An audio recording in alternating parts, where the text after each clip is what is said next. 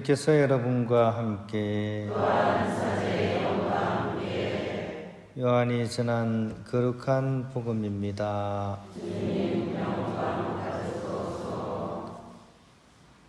그때 예수님께서 제자들에게 말씀하셨다. 조금 있으면 너희는 나를 더 이상 보지 못할 것이다. 그러나 다시 조금 더 있으면 나를 보게 될 것이다. 그러자 제자들 가운데 몇 사람이 서로 말하였다. 조금 있으면 너희는 나를 보지 못할 것이다. 그러나 다시 조금 더 있으면 나를 보게 될 것이다. 또 내가 아버지께 가기 때문이다 하고 우리에게 말씀하시는데 그것이 무슨 뜻일까? 그들은 또 조금 있으면이라고 말씀하시는데 그것이 무슨 뜻일까? 무슨 이야기를 하시는지 알 수가 없군 하고 말하였다. 예수님께서는 제자들이 묻고 싶어하는 것을 아시고 그들에게 이르셨다. 조금 있으면 너희는 나를 보지 못할 것이다.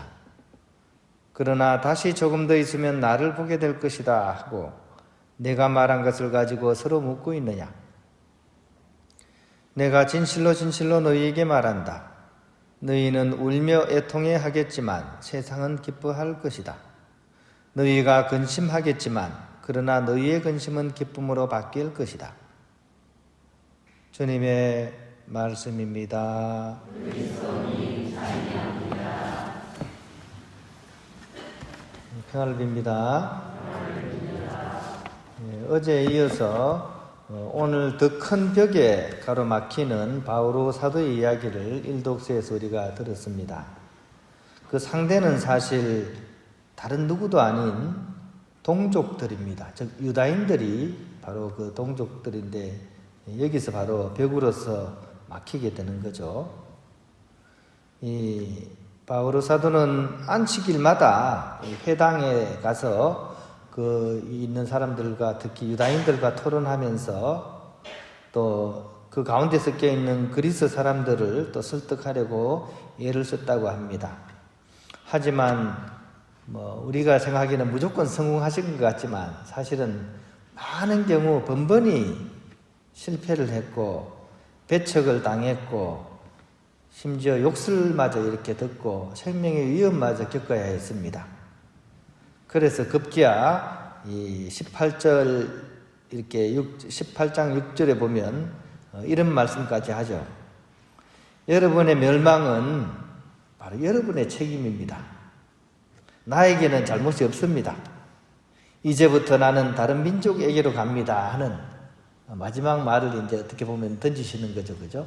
그러니까 할 만큼 해도 안 되니까 나중에는 이제 손 털겠습니다 이 얘기입니다. 이제는 이제 다른 민족한테 가겠습니다 라고 이제 두 손 두 발을 다 든 그런 모습을 보여줍니다. 근데 사실 결과론적으로 보면 이것이 나중에 전화위복이 되죠. 유다인들이 아닌 오히려 이방인을 대상으로 해서 이제 선교의 꽃이 피기 때문입니다. 근데 사실은 오늘 복음의 현장에서는 얼마나 답답했으면 이런 말씀을 하셨을까 싶습니다.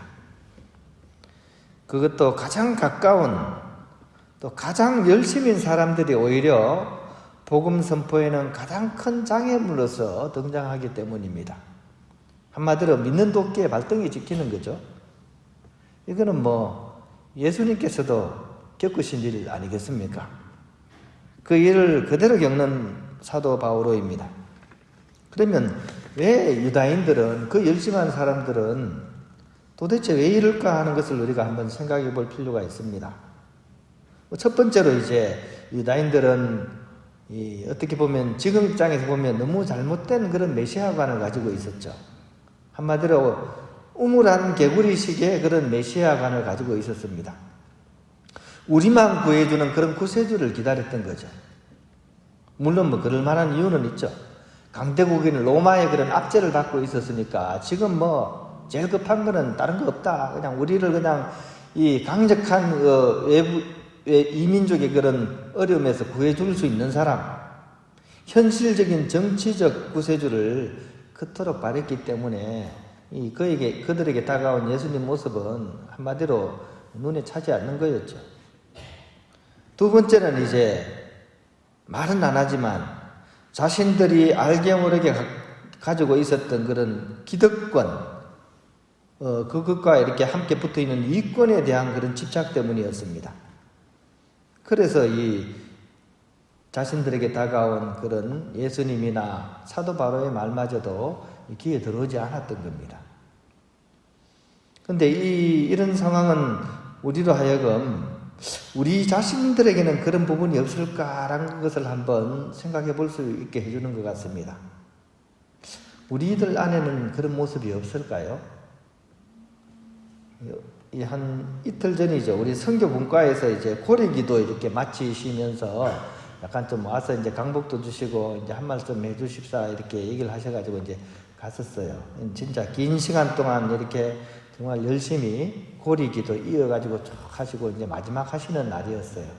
그리고 이제 마지막 마무리로서 우리가 이제 선교 이렇게 열심히 해야 되니까 이제 가도 선교 이제 좀 지금은 좀 약간 시기적으로 그렇지만 우리가 좀 더 열심히 해보자 하면서 이제 다짐하는 이제 그런 얘기를 이렇게 하셨어요.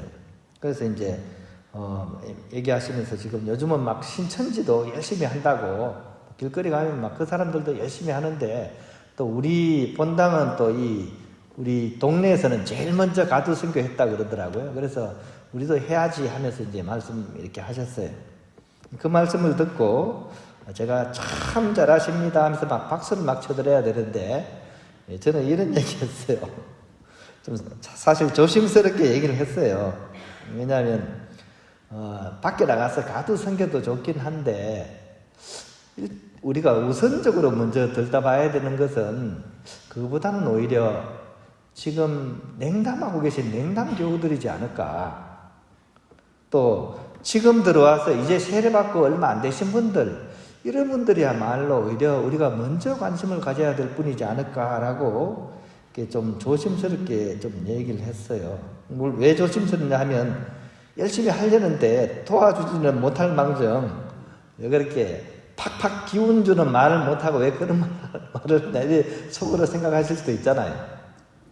근데 이제 저도 그렇게 얘기할 수 있는 이유가 이 세례받고 이제 얼마 안 되신 분들 지나가는 식으로 슬쩍 물어보거든요. 요즘 어떻게 지내십니까? 성당 좀 나오십니까? 뭐 이래 하면 좀 뭐랄까 쭈삣쭈삣하신 것 같기도 하고 그죠? 또 한 몇 분 정도는 그런 얘기를 좀 하기 쉽지 않은 얘기인데 하시더라고요. 이 성당에 참 적응하기가 생각보다 쉽지가 않다.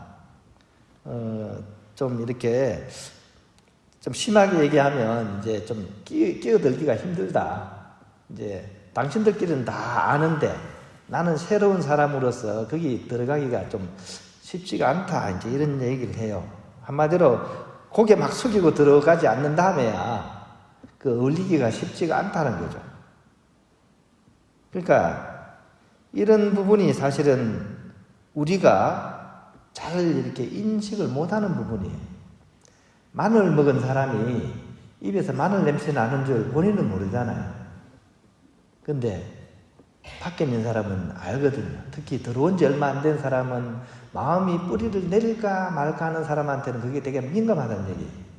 근데 그런 경우에 이제 자기들만의 어떤 그런 것만 있으면 왠지 소속감이 이렇게 약해지고 세례받을 때는 마음이 뜨거웠지만 이게 오래 유지하기가 힘들고 그래서 세례받은 뒤에 잘 안 보이는 분들이 꽤나 있어요. 그래서 제가 그 얘기를 한 겁니다. 데리고 오면 뭐합니까? 유지를 못하면 뭐 사실은 고생만 하잖아요. 그래서 우리가 사실 이런 부분을 잘 이렇게 성찰할 수 있어야 됩니다. 천주교가 그게 좀 약합니다, 사실. 신흥정교가 잘하는 게요. 신천지나 이런 데서 잘하는 게 뭐냐면 사람 오면요. 그 사람들이 막 뿅가게 만듭니다. 잘해줍니다. 관심 가져주고 일세상에 그런 문제들 같이 기도해주고 손잡아주고 그죠? 물론 뭐 그 뒤에 이제 뭔가 목적을 가지고 이제 그렇게 하는 것이긴 하겠지만 이거는 우리 천주교 신자가 본받아야 됩니다. 우리는 너무 차가워요. 그리고 우리 어떤 거기 친한 사이에 끼워주기가 굉장히 힘듭니다. 이게 처음 들어온 사람은 그게 굉장히 큰 벽이라는 얘기입니다. 심지어 뭐 수도자, 성직자들도 힘든데요. 그 사이에 끼어들기가 쉽지 않습니다. 이런 모습 속에 오늘 복음 속에 보이는 그런 유다인들의 모습이 있다는 사실을 우리는 알아챌 수 있어야 됩니다. 오늘 이 독서 말씀을 생각하면서 그것도 한번 생각해 봤으면 좋겠어요. 만약 예수님께서 우리 본당에 예비자로 오셨다. 그러면 어떻게 될까요? 잘 적응하실 수 있을까요? 얼마 못 가서 바오로 사도의 그런 선언을 하실지도 몰라요. 그죠?